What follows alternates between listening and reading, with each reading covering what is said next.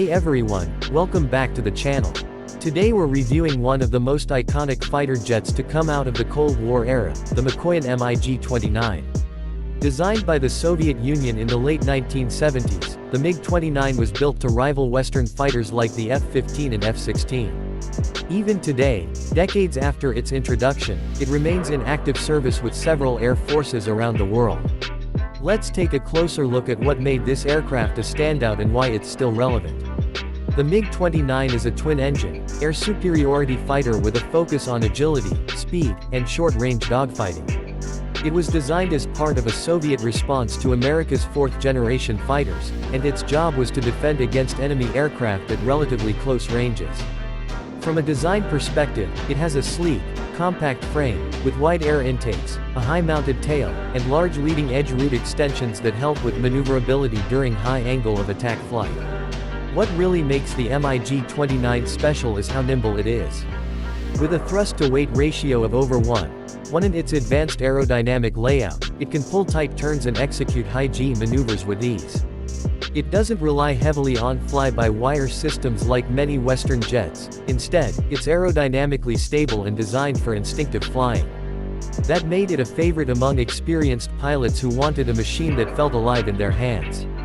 The MiG-29's engines are two Klimov RD-33 turbofans, which give it a top speed of around Mach 2.25. Its combat radius is fairly short, about 700 kilometers without external fuel tanks, which reflects its original mission as a short-range, point defense fighter.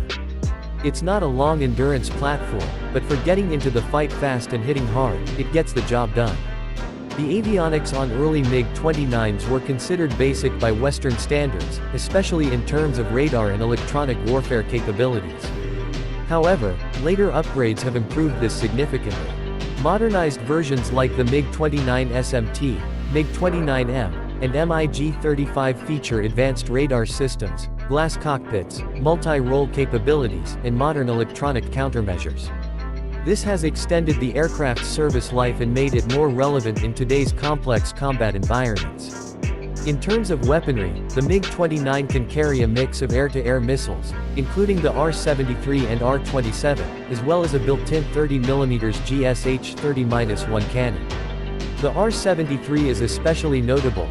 It's a highly maneuverable infrared-guided missile that, when paired with a helmet-mounted sight, allows the pilot to lock onto targets simply by looking at them. This gave the MiG-29 a real edge in close combat. The aircraft also has limited air-to-ground capability.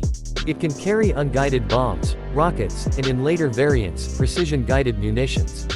Still, the MiG-29's true strength remains in the air-to-air domain, especially in the visual range fight.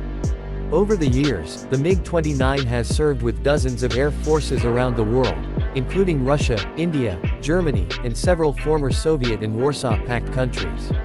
It saw combat in various conflicts, from the Gulf War to the Yugoslav Wars, where it demonstrated both its strengths and limitations.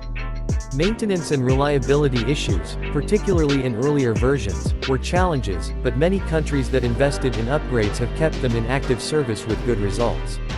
Today, the MiG-29 continues to evolve.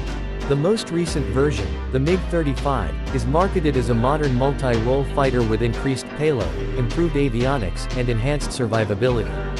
While it may not be at the same technological level as newer fifth-generation aircraft, it offers a solid mix of performance, affordability, and versatility for countries that need a capable fighter.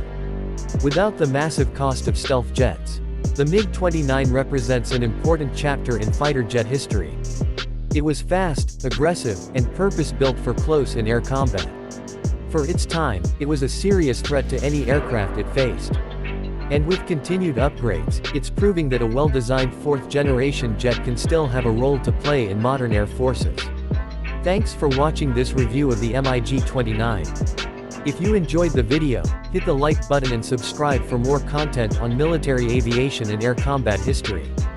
Drop a comment below and let me know your thoughts. Is the MiG-29 still a relevant fighter today, or has its time passed? Catch you in the next one.